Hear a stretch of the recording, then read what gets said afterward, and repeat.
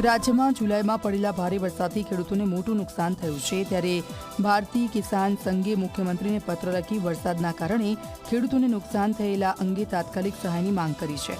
પાક નુકસાનીનું ઝડપી સર્વેક્ષણ કરી ખેડૂતોને યોગ્ય વળતર ચૂકવવાની માંગ છે. નુકસાનગ્રસ્ત ખેડૂતોના જમીન ધોવાણ અને ખેતરોમાં પુનઃનિર્માણ માટે ખાસ સહાય પેકેજ જાહેર કરવાની રજૂઆત કરવામાં આવી છે. સાથે જ કાંપ અને ગાદ દૂર કરી ખેતીલાયક જમીન પુનઃસ્થાપિત કરવા સરકાર હસ્તક્ષેપ કરે તેવી રજૂઆત છે.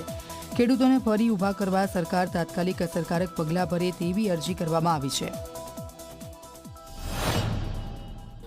કે જ્યાં પાણી ભરાયા છે ત્યાં પાક નિષ્ફળ ગયો છે, એ પાક નિષ્ફળની સહાય, ખેડૂત ખુશ થાય એવી સહાય સરકાર ચૂકવે અને ખરેખર જેને નુકસાન થયું છે એને સરકાર સહાય ચૂકવે.